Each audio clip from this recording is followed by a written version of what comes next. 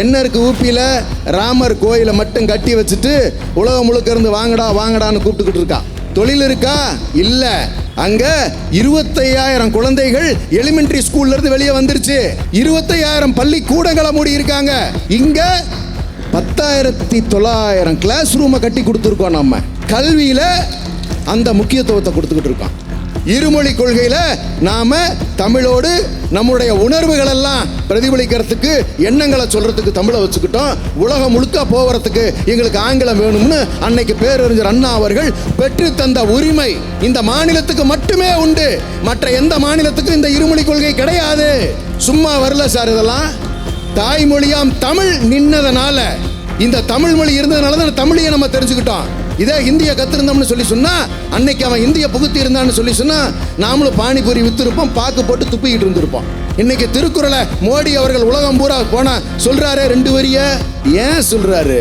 உலகம் முழுக்க தமிழ்ல திருக்குறள் சொன்னாதான் அவருக்கே மரியாதை கிடைக்கும்ங்கிறது அவருக்கு தெரிஞ்சிருக்குது.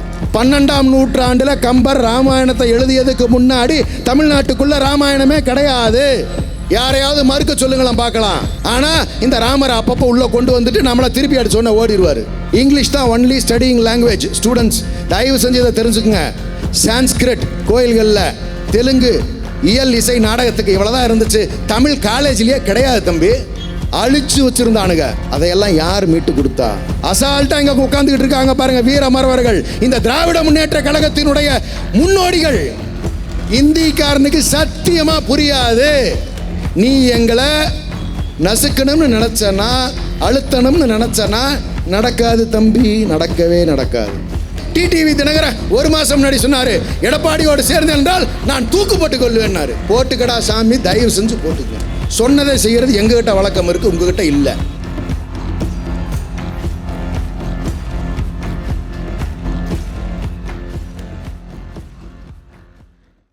அண்ணா நல்லா இருக்கீங்களா? இங்கே இருக்கிற தாத்தா நல்லா இருக்கீங்களா? ஐயா நல்லா இருக்கீங்களா? அக்கா நல்லா இருக்கீங்களா? ஏன் கேட்குறேன்னா, ஒரு 60-70 வயசு இருந்தால் தான் நான் பேசுகிறது உண்மையா அப்படின்னு பின்னாடி போனதுக்கப்புறம், ஆமாம் அந்த தம்பி பேசிட்டு போச்சுல்ல, சரியாக தான் சொல்லிட்டு போயிருக்குன்னு சொல்கிறதுக்கான ஒரு வாய்ப்பு இருக்கும். அவங்க வீட்டில் போய் பேர பிள்ளைகிட்ட சொல்கிறதுக்கு ஒரு வாய்ப்பு இருக்கும். அண்ணன்கள் இருந்தாக்கத்தான் அவங்களுக்கு தெரியும் மொழிப்போர் போராட்டம் எப்படி நடந்துச்சு, என்னெல்லாம் நடந்துச்சுன்னு தெளிவாக தெரிஞ்சுக்குவாங்க. அதனோட விளைவுகள் என்ன ஏற்பட்டுச்சுன்னு அவங்க குடும்பத்துக்கு அவங்க சொல்ல முடியும். அதற்காகத்தான் இந்த எல்லா வயதினர் இருக்கிறாங்களா அப்படிங்கிறதுக்காக பார்த்துக்கிட்டேன். இப்போ அதை விட முக்கியம், இந்த கருப்பு சட்டை போட்டிருக்கக்கூடிய தீயாக இருக்கக்கூடிய இந்த இளம் சிங்கங்கள். ஏன் அதை சொல்கிறேன்னா பின்னாடி உங்களுக்கு காரணம் புரியும். இந்த கருப்பு சட்டையினுடைய பலம் என்னங்கிறது உங்களுக்கு தெரியும். இப்போ உதாரணத்துக்கு நம்ம திருச்செங்கோடு எடுத்துக்குவோமே. இங்கே இருக்கக்கூடிய மோர்பாளையத்தில் எங்கள் அத்தை பேரன் இருக்கிறான், பேர் குப்புராஜ். நான் கதையெல்லாம் சொல்லலை, உண்மை மட்டுமே சொல்கிறேன். அந்த தம்பி இன்றைக்கி எங்கே தெரியுங்களா இருக்குது? லண்டனில் இருக்குது. அவங்க அப்பா இங்கே விவசாயம் பண்ணிக்கிட்டு இருக்கிறாரு, ஒரு ஏரோநாட்டிக்கல் இன்ஜினியர். என்னுடைய சகல இன்னைக்கு சுவிட்சர்லாண்டில் இருக்கார். அவங்க அப்பா ஒரு டெலிஃபோன்ஸ் எம்ப்ளாயி. அண்ணா சொன்னாங்க அவங்க குழந்தைங்க அமெரிக்காவில் இருக்குன்னு. இப்படி நம்முடைய உறவுகள் எல்லாமே சுற்றி சுற்றி இங்கே பார்த்தாவே எவ்வளவு பேர் வெளிநாடுகளுக்கு போயிருக்காங்கங்கிறது நமக்கு தெரியுது. இது மட்டுமா? திருச்செங்கோடு அப்படின்னா ரிக்கு, இதுதான் பெரிய வரலாறு. 60 ஆண்டுகளுக்கு முன்னால் ஈஸ்வர மாமா அவர்கள் இங்கே இருக்கக்கூடிய நிலையில் முதல் ரிக்கு அறிமுகப்படுத்தினார்னு இங்கே இருக்கிற பெரியவர்களுக்கு தெரியும். அதன் பிறகு 40 ஆண்டுகளுக்கு முன்னால் தமிழ்நாடு முழுக்கல்ல, இந்தியா முழுக்க ரிக்கு போச்சு அப்படின்னு சொல்லி சொன்னால் அது திருச்செங்கோட்டிலேருந்து தான் இருக்கும். இன்னைக்கு வெஸ்ட் ஆப்பிரிக்கா, கானா, கென்யா, ஆஸ்திரேலியா, பிரேசில், உலக நாடுகளுக்கெல்லாம் ரிக்கு போகுது. உண்டா இல்லையா? இது மட்டுமா? டெக்ஸ்டைல்ஸ், பள்ளிப்பாளையத்தை விட முடியாது. டெக்ஸ்டைல்ஸ் எக்ஸ்போர்ட் ஐரோப்பாவில் இருக்கக்கூடிய பல நாடுகளுக்கு போயிட்டு இருக்கு. அமெரிக்காவுக்கு எக்ஸ்போர்ட் ஆகுது, உலகம் முழுக்க போய்கிட்டு இருக்கு. இங்க இருக்கக்கூடியவர்கள் எல்லாம் அங்க போய் தொழில் தொடங்கி இருக்காங்களே. அப்ப இங்க இருக்கக்கூடிய சுவாமி விவேகானந்தா மருத்துவக் கல்லூரியை பார்க்குறேன். விவேகானந்தா மருத்துவக் கல்லூரியில் 15,000 பெண் குழந்தைகள் படித்துக் கொண்டிருக்கிறார்கள். கேஎஸ்ஆரில் பார்க்குறேன், கோயட்டில் அங்கே ஒரு 15,000 குழந்தைங்க படிக்கிறாங்க. செங்குந்தர் கல்லூரியில் பல்லாயிரக்கணக்கான குழந்தைகள் படிக்கிறாங்க. இப்படி இந்த திருச்செங்கோடு இப்போ எந்த அளவுக்கு வசந்து நிற்கிதுன்னு பாருங்களேன். இந்த பொருளாதாரம் வெளியே ஈட்டுகின்ற பணமெல்லாம் இங்கே தானே வந்து சேருது. உலகம் முழுக்க இன்னைக்கு திருச்செங்கோட்டிலிருந்து போயிருக்காங்க. இதே 50 வருஷத்துக்கு முன்னாடி நான் கற்பனை பண்ணி பார்க்குறேன். சாதாரண மேட்டுக்காடு, வானம் பார்த்த பூமி, மழை பேஞ்சிச்சுன்னா கடலக்காய் விளைஞ்சா உண்டு. சரியான நேரத்தில் மழை பேஞ்சிச்சுன்னா கடலக்காய் வரும், கொட்டமுத்து போடுவாங்க. எங்கள் தாத்தா அதெல்லாம் பார்த்த, விவசாயம் பண்ணதுனால பிடிச்சி ஏரோட்டி நான் பார்த்துருக்கேன். அப்போ எனக்கு அது விபரமாக தெரியும். 50 ஆண்டுக்கு முன்னாடி அப்படி தானே இருந்துச்சு திருச்செங்கோடு. ஆனால் இன்னைக்கு இந்த 50 ஆண்டுகளில் இந்த திருச்செங்கோடு எவ்வளோ பெரிய வளர்ச்சியை பெற்றிருக்கு. உலகம் முழுக்க போயிருக்கோம்ல. இது இன்றைய திருச்செங்கோட்டோட நிலை. அப்படியே ஒரு சின்ன ஒரு ஒப்பீடு. ஏன்னா தமிழ்நாடு எங்கே இருக்கு, தமிழர்கள் எங்கே இருக்காங்க, திருச்செங்கோடுங்கிற ஒரு நகராட்சி இந்த வளர்ச்சியை பெற்றிருக்கு. இங்கே இருக்கக்கூடியவர்கள் இந்த வளர்ச்சியை பெற்றிருக்காங்க. உத்தரப்பிரதேசத்தை பார்ப்போம். இன்னித்து நிலவரத்தை. தொழில் பீகாரில் தொழில் என்ன இருக்கு? ஊப்பியில் ராமர் கோயிலை மட்டும் கட்டி வச்சுட்டு உலகம் முழுக்க இருந்து வாங்கடா வாங்கடான்னு கூப்பிட்டுக்கிட்டு இருக்கா. தொழில் இருக்கா? இல்லை. அங்க 25,000 குழந்தைகள் எலிமெண்டரி ஸ்கூல்ல இருந்து வெளியே வந்துருச்சு. 25,000 பள்ளி கூடங்களை மூடி இருக்காங்க. இங்க 10,900 கிளாஸ் ரூமை கட்டி கொடுத்துருக்கோம். நம்ம கல்வியில அந்த முக்கியத்துவத்தை கொடுத்துக்கிட்டு இருக்கோம். திக்விஜய் சிங் அவர்கள் வந்திருந்தார் அந்த மதையான புத்தக வெளியீட்டுக்கு. வந்திருந்த போது சொன்னார், அங்கே இருக்கிற பிள்ளைகளுக்கு யார் தெரியுமா பாடம் சொல்லித்தராங்க? ஏபிவிபி ஆர்எஸ்எஸ்லேருந்து வர்ற துணை அமைப்புகள் தான் அங்கே பள்ளிக்கூடங்களை, அரசு பள்ளிகளை மூடிட்டு குருகுல கல்வியை சொல்லித்தரோம்னு சொல்லி சொன்னாங்க. அந்த பிள்ளைகளுக்கு என்ன தெரியுமா சொல்லித்தராங்களா? மாதத்துக்கு ஒரு முறை அவர்களுக்கு காசு வழங்கப்படும். இஸ்லாமியர்களை பார்த்தால் எடுத்து கல்லெறிய வேண்டும். என்னடா பள்ளிக்கூடத்தில் எதையாடா சொல்லி தருவீங்க? குழந்தைங்க அவங்க. இங்கே என்ன சொல்லித்தரோம்? அறிவியல் சொல்லித்தரோம், கணக்கு பாடம் சொல்லித்தரோம், இன்ஃபர்மேஷன் டெக்னாலஜி சொல்லித்தரோம் கல்லூரியில். அங்கே மத கலவரத்தை சொல்லித்தரோம். 50 ஆண்டுகளுக்கு முன்னால் வடக்கு வாழ்கிறது தெற்கு தேய்கிறதுனா இருந்துச்சு. பஞ்சம் பட்டினின்னு இங்கே இருக்கக்கூடியவர்களுக்கு மொழி இருந்துச்சா? கல்வி இருந்துச்சா? சாதாரண விவசாயிகளாக தானே இருந்தோம். ஆனால் இன்னைக்கு இந்த அளவுக்கு வளர்ந்துருக்கமே. எவ்வளவு பெரிய மாறுதல் 50 ஆண்டு காலத்தில். இந்த வளர்ச்சி எப்படி சாத்தியமாச்சு? சிந்திக்க வேண்டாமா? இது மட்டுமா?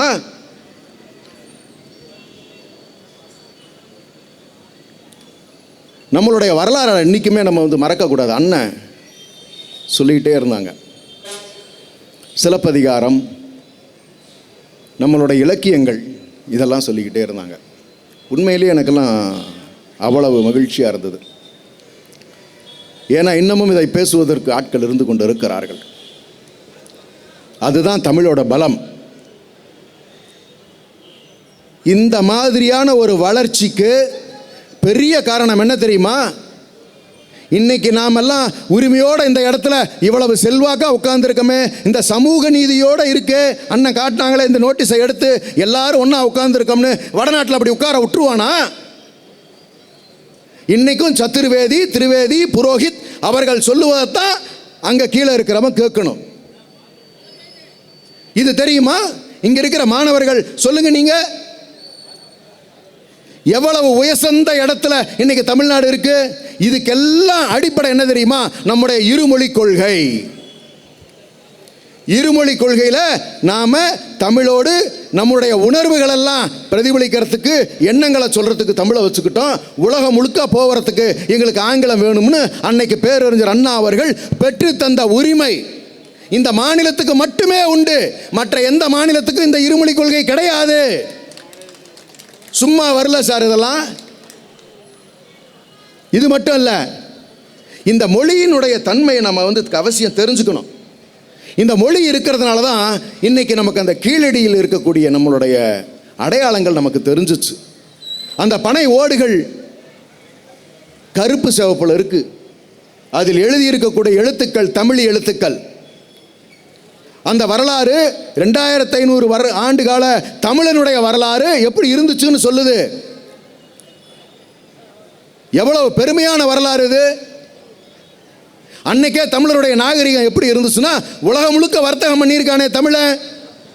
ரோம நாகரிகம், ரோம்ல இருந்த காயின்ஸ், கிரீக்ல இருந்த காயின், இது எல்லாம் இன்னைக்கு நம்ம கொங்கு மண்டலத்தில் அதிக அளவு கிடைக்குது. இதற்கெல்லாம் எப்படி வாய்ப்பு ஏற்பட்டுச்சு? அப்பவே உலகம் முழுக்க வர்த்தகம் பண்ணியிருக்கான் தமிழன் அப்படிங்கிறத இன்னைக்கு நம்முடைய முதலமைச்சர் அவர்கள் ஆதாரபூர்வமாக எடுத்து காட்டியிருக்காங்களே. இதை ஒன்றிய அரசு அங்கீகரிக்குதா? அலறான். தமிழர்களுக்கு இப்படிப்பட்ட அடையாளத்தை நாங்கள் கொடுக்க மாட்டோம். இழுத்துக்கிட்டே போறீங்களே, ஏன் ஆதாரபூர்வமாக இத்தனை சொன்ன பிறகு ஏன் மறுக்கிறீங்க? தமிழர்களுக்கான அடையாளத்தை ஏன் கொடுக்க மறுக்கிறீங்க? இது சரியா? பொருளை சொல்லியிருக்கமே, 4500 ஆண்டுகள்ல 5500 ஆண்டுகளுக்கு முன்னால தமிழன் இரும்பை பயன்படுத்தி இருக்கிறான், உலோகவியலில் சிறந்து விளங்கி இருக்கிறான். இப்படிப்பட்ட வரலாறு இந்தியாவில் வேற எந்த ஊரில் இருக்கக்கூடிய இனத்துக்காவது உண்டா? கிடையவே கிடையாது. ஆணித்தரமா சொல்லலாம். அப்படிப்பட்ட சிறந்த நாகரிகம் தான் இந்த தமிழ் நாகரிகம். இது எதனால நாம தெரிஞ்சுக்கிட்டோம்னு சொன்னா, இந்த மொழியை நம்ம காப்பாற்றினதுனால, தாய்மொழியாம் தமிழ் நின்னதனால, இந்த தமிழ் மொழி இருந்ததுனால தான் தமிழையை நம்ம தெரிஞ்சுக்கிட்டோம். இதே ஹிந்தியை கத்திருந்தோம்னு சொன்னா, அன்னைக்கு அவன் ஹிந்தியை புகுத்தி இருந்தான்னு சொன்னா, நாமளும் பானிபூரி வித்துருப்போம், பாக்கு போட்டு துப்பிக்கிட்டு இருந்திருப்போம். இங்கிலீஷ் இல்லாமல் இருந்திருக்கோம். மீறினா எங்கே போயிருப்போம்? வடநாட்டுக்கு போன அன்னைக்கெல்லாம் நம்மளை மதிச்சானுங்களா, ஏளனமாக பார்த்த காலம் அது. இன்னைக்கு அவன்லாம் இங்கே வேலை பார்த்துக்கிட்டு இருக்கான்ல கூலி வேலைக்கு. அப்போ தமிழ்நாடு இவ்வளோ வளர்ந்துருக்கு. எப்படி வளர்ந்துச்சு? யாரால வளர்ந்துச்சு? ஒரு பெரும் மறவர் படை. அண்ணன் விளக்கம் சொன்னாங்க. திராவிட முன்னேற்ற கழகம்ங்கிற இந்த ஒரே ஒரு கட்சியினால தான் இந்த வளர்ச்சி தமிழ்நாட்டுக்கு. இத கட்சின்னு நாங்க என்னைக்குமே சொல்ல மாட்டோம். ஏன் தெரியுமா? இது மறவர் படை. ஆட்சியில் இருந்தாலும் இல்லாவிட்டாலும் தமிழர்களினுடைய நலனை பற்றி பேசிக்கொண்டே இருந்த இயக்கம். தமிழர்கள் எல்லாம் இந்த இன உணர்வுல ஒன்னா சேர்ந்து இருக்கக்கூடிய ஒரு கட்டமைப்பு.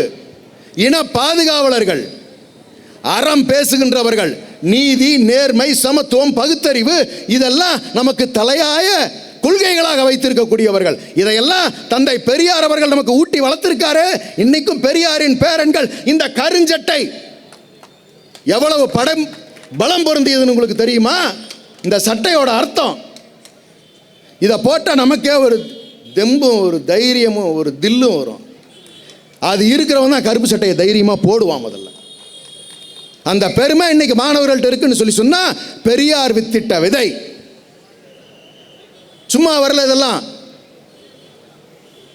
இப்படிப்பட்ட உயரிய இனம் இந்த தமிழ் காக்கப்பட்டதுனால வந்துச்சு, இந்த தமிழ் இருந்ததுனால வந்துச்சு. அப்ப ரொம்ப முக்கியமா நம்ம பார்க்க வேண்டியது, இந்த தமிழ் எவ்வளவு அழகுங்கிறத ஒரு வார்த்தை சொல்லிதான் ஆகணும். அண்ணன் தேன்னு சொன்னாங்களே, விட்டுற முடியுமா இந்த தேனை? கொல்லிமலை இருக்கு இங்க. ஒரு கவிஞர் எழுதியிருக்கிறார், நாமக்கல் மாவட்டம் என்பதால் கொல்லிமலை சிறப்பு தேன் பற்றி அவர் எழுதியது. கொல்லிமலை காட்டில் உள்ள ஓர் ஆளிடம் தேன் கொண்டு வரும்படி சொல்லி இருந்தேன். அவன் அன்று வராமல் மறுநாள் வந்து வெறுங்கையோடு நின்றதால் சிறிது கோபித்தேன்.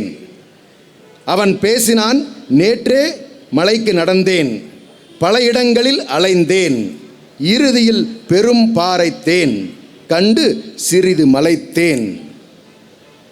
ஒரு கொடியை பிடித்தேன், ஏறிச் சென்று சுவைத்தேன், சட்டியில் பிழிந்தேன், நன்றாக வடித்தேன், அதனை கண்டு மகிழ்ந்தேன், அதில் சிறிது குடித்தேன், கழித்தேன், களைத்தேன், அயர்ந்தேன், மறந்தேன், இன்று காலை எழுந்தேன், தேனை அடைந்தேன், எடுத்தேன், விரைந்தேன், நடந்தேன், வந்தேன், சேர்ந்தேன், இப்போது உங்கள் ஆளிடம் கொடுத்தேன், நானும் இதை கேட்டு மகிழ்ந்தேன், அவனுக்கு உரியதை தந்தேன். ஆஹா, எத்தனை எத்தனை தேன் ஒரே கருத்தில். இப்படி ஒரு மொழி உலகத்தில் இருக்கா? இந்த மொழியை காக்கிறது எவ்வளவு அவசியம்ங்கிறது உங்களுக்கு இப்போ புரிஞ்சிருக்கும். இந்த மொழி காத்ததுனால தான் நம்ம வரலாறு இன்னைக்கு நமக்கு தெரியுது, நம்மளுடைய அடையாளம் இன்னைக்கு நமக்கு புரியுது. இது மட்டுமா? இலக்கியங்கள் மூலிமா முத்தமிழறிஞர் கலைஞர் அவர்கள் நமக்கு பெரும் பங்காற்றி இருக்கிறார். சாதாரணமானவர்கள் முத்தமிழறிஞர் என்று சொல்லுவதற்கு, பெயர் பெறுவதற்கும் எளிதான காரியம் அல்ல. இன்னைக்கு திருக்குறளை மோடி அவர்கள் உலகம் பூரா போனா சொல்றாரு 2 வரிய. ஏன் சொல்றாரு? உலகம் முழுக்க தமிழில் திருக்குறள் சொன்னாதான் அவருக்கே மரியாதை கிடைக்குங்கிறது அவருக்கு தெரிஞ்சிருக்குது. அதுக்கு மட்டும்தான் அவர் அதை பயன்படுத்துவார். மற்றபடி எல்லாம் விஷம் வைக்கிறது தான் வேலையே. முன்னாடி பேசுறது வேற, செய்யறது வேற. அப்படியே பழக்கப்பட்டவனுவ இந்த மார்வாடி பழுவு சேட்டானுகள்லாம் அப்படித்தான் இருக்காங்க. இன்னும் வரலாறுல நீங்கள் நிறைய விஷயங்கள் பார்த்துக்கிட்டே இருக்கலாம். அன்னைக்கு பெரிய போராட்டமாக இருந்துச்சு, இன்னைக்கு நயவஞ்சகமாக முயற்சி பண்ணுறாங்க மொழியை நுழைக்கிறதுக்கு, இந்தியை நுழைக்கிறதுக்கு. அப்போ நமக்கு வரலாறுல என்ன தெரிஞ்சுக்க வேண்டியது? எங்களுக்கு அகநானூறு இருக்குது, எங்களுக்கு புறநானூறு இருக்குது, எங்களுக்கு சிலப்பதிகாரம் இருக்குது. அதோட சிறப்பை அண்ணா சொன்னாங்க. திருமுருகாற்றுப்படை இருக்குது. எங்களுக்கு எங்களுடைய முருகன் இருக்கிறான், திருச்செந்தூரில் அமர்ந்திருக்கிறான், திருப்பரங்குன்றத்தில் இருக்கிறான், திருத்தணியில் இருக்கிறான், பழனியில் இருக்கிறான், சுவாமி மலையில் இருக்கிறான். இப்படி 5 இணைகளுக்கும் உண்டான நிலங்களில் இருக்கிறான். இதற்கு பின்னாடி தான் நமக்கு பிரச்சனையே ஆரம்பிச்சது 12ஆம் நூற்றாண்டில் உள்ள வந்த ராமாயணத்தினால. இன்னைக்கு நம்ம கிண்டலா சொல்கிற தமிழ்நாட்டில் ஒரு வழக்கம் உண்டு. என்ன தெரியுமா? ராமாயணம் பேசுகிறான் பாரு. எதை ஒருத்தன் பொய் சொன்னாலோ ஏமாத்தினாலோ அது ராமாயணம் பேசுகிறான் பாருன்னு சொல்கிற வழக்கம் இருக்குது. 12ஆம் நூற்றாண்டில் கம்பர் ராமாயணத்தை எழுதியதுக்கு முன்னாடி தமிழ்நாட்டுக்குள்ளே ராமாயணமே கிடையாது. யாரையாவது மறுக்க சொல்லுங்களாம் பார்க்கலாம். ஆனால் இந்த ராமரை அப்பப்போ உள்ளே கொண்டு வந்துட்டு நம்மளை திருப்பி அடிச்சு சொன்ன ஓடிடுவார். இதையே தானே திரும்ப திரும்ப செஞ்சுக்கிட்டு இருக்கீங்க. பாரதிய ஜனதா தானே செஞ்சுக்கிட்டு இருக்கு. எவ்வளவு பெரிய அநியாயமான வேலை. ராமருக்கு அவ்வளோ முக்கியத்துவம். ஏன்னா சனாதனம் அவனுக்கு தேவைப்படுது. எங்கள் இளைஞரணி செயலாளர் சொன்னார், சனாதனம் அழிக்கப்பட வேண்டியதுன்னு துணிஞ்சு சொன்னார். வாபஸ் பெற்றாரா? இல்லையே, அலறுனா இந்தியா பூரா. ஏன்னா சனாதனத்தில் தான் ஜாதி கோட்பாடு இருக்கு. இவன் உயர்ந்தவன், இவன் தாழ்ந்தவன் எல்லாம் சொன்னது எதில் இருக்கு? அதனால தானே வேணாங்கிறோம். இங்கே சமமாக சமூக நீதி உட்கார்ந்துருக்கமே. எப்படி ஒரு உயர்ந்த உன்னத இளம் தலைவரை நாம் பெற்றிருக்கிறோம். கொள்கையில் எந்த சமரசமும் செய்யாத தந்தை பெரியாரின் பேரனாய், அண்ணாவின் வழியில் முத்தமிழறிஞர் கலைஞர் அவர்களுடைய செல்லப்பிள்ளையாக, உதயனாக, நம்மளுடைய முத்துவேல் கருணாநிதி ஸ்டாலின் நம்மளை பெருமையாக சொல்லிக்கிட்டு இருக்கோமே, நெஞ்ச நிமித்தி சொல்கிறோமே, சொன்ன உடனே இந்தியா பூரா திரும்பி பார்க்குது. அப்படிப்பட்ட ஒரு தலைவரின் கொள்கைகளில் எந்த சமரசமும் இல்லாத ஒரு தலைவர், இளந்தலைவர் நமக்கு கிடைத்திருக்கிறார்.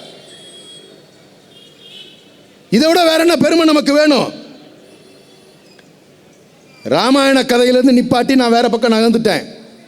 அதுக்கு பிறகுதான் பெரிய பிரச்சனைகளே வந்துச்சு. சமஸ்கிருதத்தையும் தமிழையும் கலக்கின்ற வேலை நடந்துச்சு.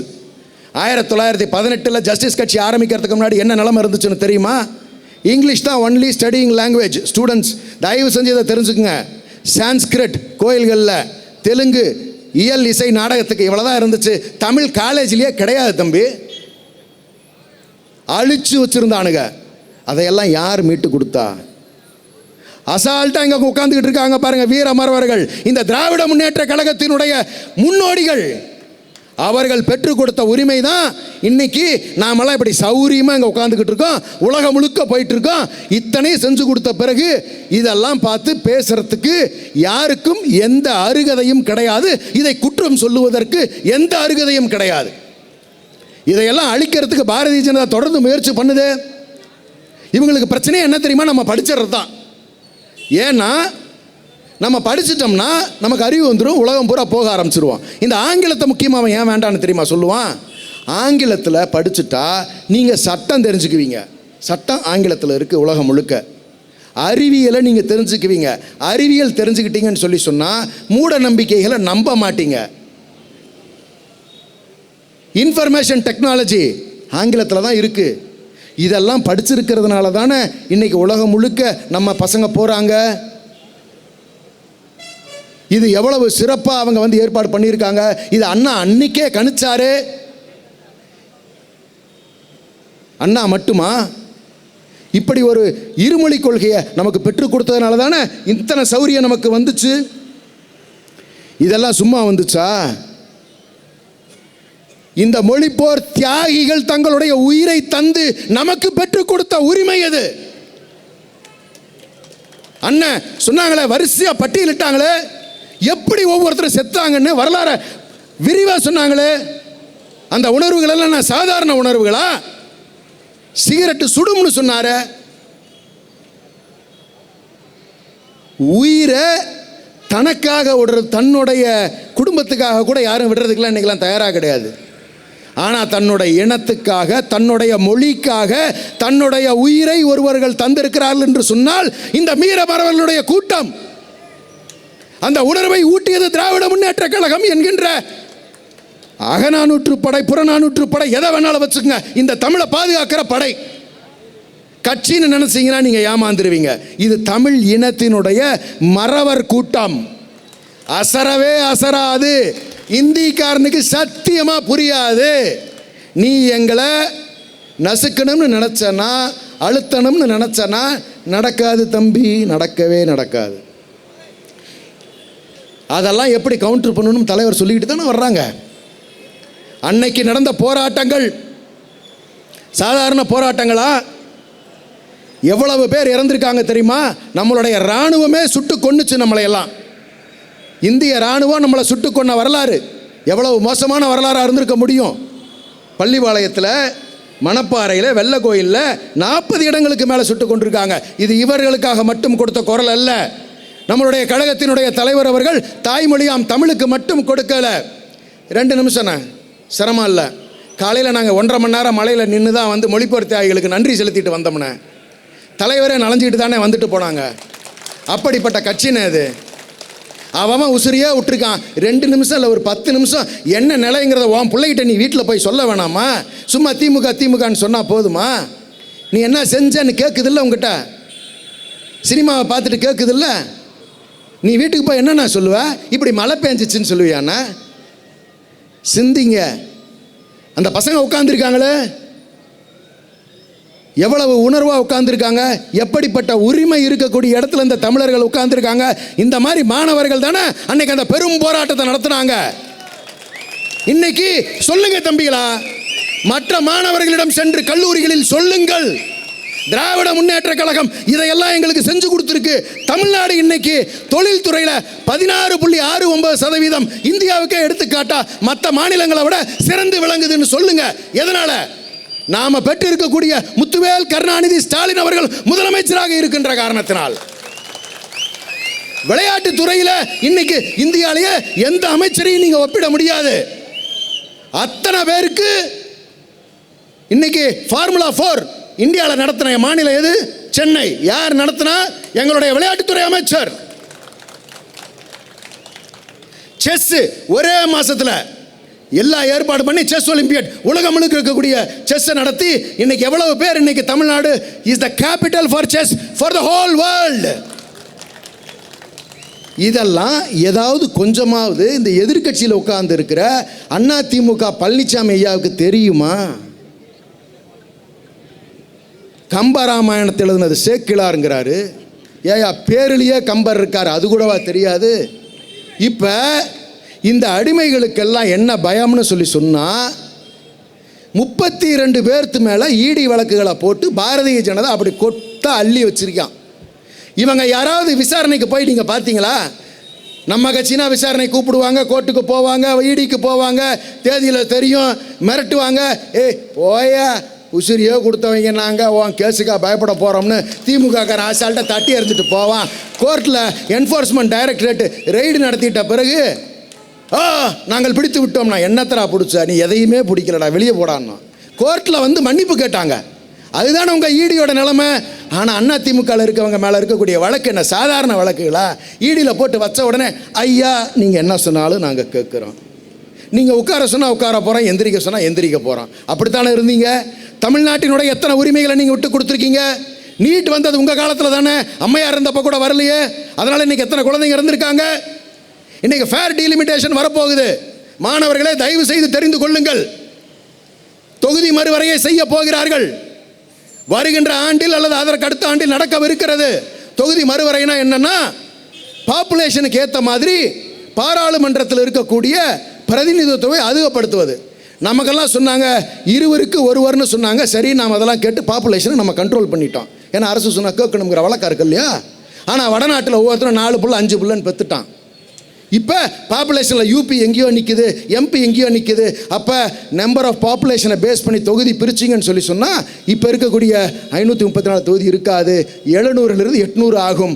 அவர்கள் உயர்ந்த நிலைக்கு பெருமளவில் வந்து விடுவார்கள். அப்போ காலத்துக்கு நம்ம அடிமையாக தான் இருக்கணும். அதுக்கு தான் குரல் கொடுத்தாரு நம்மளுடைய முதலமைச்சர் அவர்கள். சொன்ன உடனே தமிழ்நாடு மட்டுமல்ல, ஆந்திரா விழித்து கொண்டது, கர்நாடகா விழித்து கொண்டது, கேரளம் விழித்து கொண்டது, ஒரிசா விழித்து கொண்டது, வெஸ்ட் பெங்கால் விழித்து கொண்டது.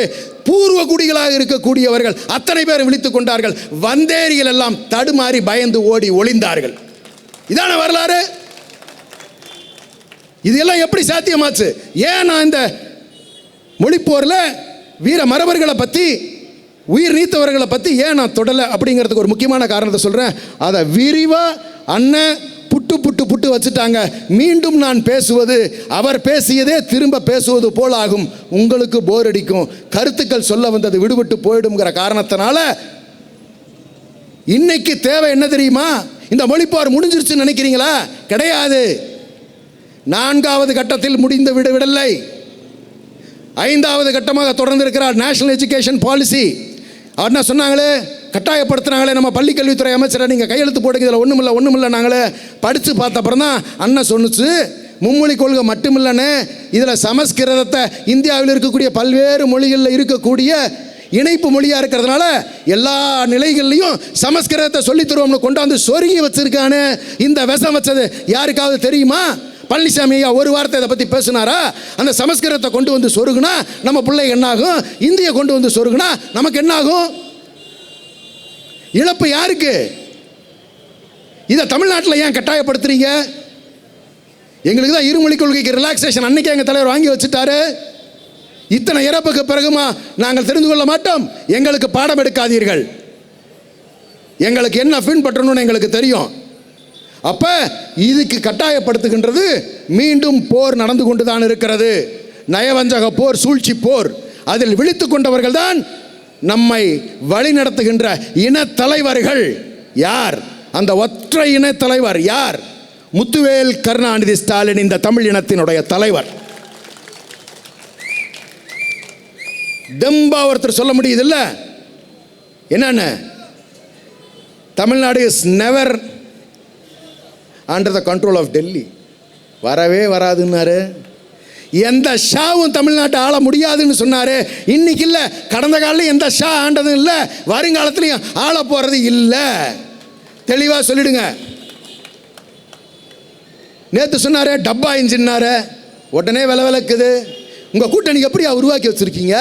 எல்லாம் இடி கேஸ் பார்ட்டி. பாட்டாளி மக்கள் கட்சி அன்புமணி அவர்கள் 2009 ஊழல் வழக்கில் இடி கேஸ் இருக்கு, அந்த கேஸில் பிடிச்சி உள்ள வச்சிருவோம்னு சொன்னதுனால அப்பங்கூட எனக்கு வேண்டாம், எனக்கு மோடி இருந்தால் போதும், அந்த பொட்டி இருந்தால் போதும்னு அங்கே போய் உட்கார்ந்துருக்கே. உங்கள் அப்பா இன்னைக்கு தானே சுதாரிச்சுக்கிட்டாரு. அப்படித்தான் இந்த கூட்டணி அமைச்சிருக்கீங்க. டிடிவி தினகரன் 1 மாதம் முன்னாடி சொன்னார், எடப்பாடியோடு சேர்ந்தேன் என்றால் நான் தூக்கு போட்டு கொள்வேன்னாரு. போட்டுக்கடா சாமி, தயவு செஞ்சு போட்டுக்குங்க. சொன்னதை செய்கிறது எங்ககிட்ட வழக்கம் இருக்குது, உங்ககிட்ட இல்லை. அப்போ எப்படிப்பட்ட ஒரு கூட்டணி? இதையெல்லாம் யார் கட்டமைக்கிறார்கள்? பாரதிய ஜனதா கட்சி. நமக்கு எதிரி யாருங்கிறத தெளிவாக நம்ம புரிஞ்சுக்கணுங்கிறதுக்காகத்தான் இந்த பதிவை நான் உங்ககிட்ட கொண்டு வந்து சேர்த்துறேன். இப்படிப்பட்ட வீர வரலாறை நாம் பெற்றிருக்கிறோம். நிறைவாக ஒன்றே ஒன்று நான் சொல்கிறேன். தமிழ் மொழி காக்க, தமிழ் இன மக்களை காக்க, தமிழ் மண் காக்க எந்தவித ஆதிக்க சக்தியும் தமிழ்நாட்டில் அனுமதியோம் மத பிரிவினையை அனுமதியோம், சமூக நீதி காப்போம், எல்லோருக்கும் எல்லா வாய்ப்புகளையும் வழங்குவோம், கல்விக்கு முன்னுரிமை, தொழில் வளர்ச்சியில் தமிழ்நாடு இந்தியாவில் முன்னிலை வகுப்பதற்கு அனைத்து வேலைகளையும் செய்வோம், மகளிருக்கு தொடர்ந்து திட்டங்களை தந்து வருவோம். உலக அரங்கில் இன்று நமக்கு தெரிகிறது, சவுதி அரேபியாவுக்கு போனால், அயர்லாந்துக்கு போனால் நம்ம முத்துவேல் கருணாநிதி ஸ்டாலின் அவர்களை தெரிகிறது. காலை உணவு திட்டம் அவர்கள் இம்ப்ளிமெண்ட் பண்ணி கொண்டிருக்கிறார்கள். மேலை நாடுகள் எல்லாம் நம்முடைய திராவிட மாடல் திட்டங்களை பின்பற்றி கொண்டிருக்கிறது. நம்ம தலைவரை தெரியுது, நல்லதுக்கு தெரியுது. எதுக்கு தெரியுதுங்கிறது ரொம்ப ரொம்ப முக்கியம். அப்படிப்பட்ட உன்னதமான ஒரு தலைவரை பெற்றிருக்கிறோம். அது இன்னைக்கு காலையில் நம்முடைய தலைவர் அவர்கள் வீர வணக்க நாளில், மொழிப்போர் தாய்களுக்கு நடந்த வீர வணக்க நாளில் சபதமேற்றார். என்னென்ன?